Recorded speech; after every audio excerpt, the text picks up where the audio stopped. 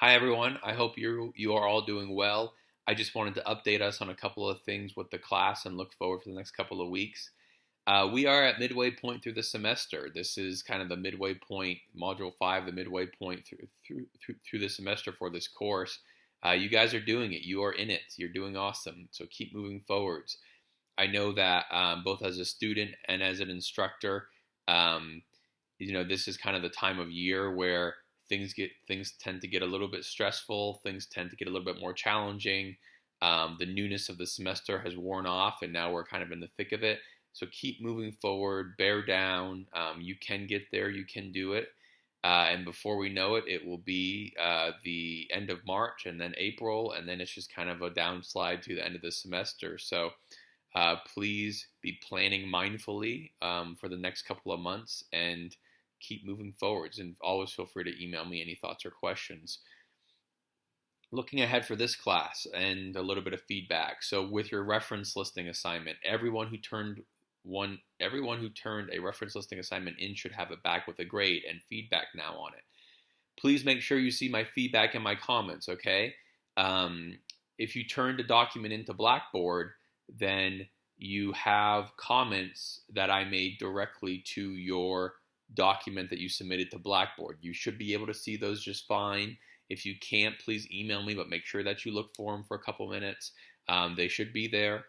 The main thing I want to get across is that I didn't point out every single error that occurred multiple times in your reference listing assignment. So one of the most common errors are the use of capital letters in your article titles, okay?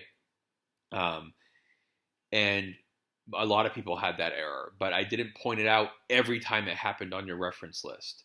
I pointed it out one time and I said, please fix for all references or something to that effect. So please make sure you're taking my comments that I made on individual references and you're applying it to all of them. This is a good learning activity and a good way for you guys to do your own work that way. So please make sure that you're doing that. Let's see. Email me with any questions on the reference listing assignment. For some of you, if I pointed out that this is not a peer-reviewed article, or I may have said this can't be used for your paper, please make sure you replace it. If I see that article or resource being used on your outline or on your note cards or on your paper, you will be significantly docked for it because it's a reference that you can't use because it's not credible or peer-reviewed. Okay, our current module right now are the note cards and the outline. Please go to Module 5 if you haven't already and watch my introduction video for that module. It details those assignments for you, okay? So I'm not going to go into great detail with them here, but the video in Module 5 details those assignments for you. So please make sure that you look at that. The only other video that you might want to watch is actually in Module 7. So some of you may consider jumping ahead to Module 7. There's a video in there called Common Traps for different paper topics. Within some of your paper topics, there are just kind of common patterns that students fall into sometimes that lead them kind of down the wrong path. I tried to point this out for you on your references if it was pretty clear that that's what was going on. One of the most common ones is for the positive psychology topic. Can positive psychology make us happy or whatever? One of the common traps that people fall into for that assignment or for that topic is they confuse positive thinking and positive psychology because they're not quite the same thing.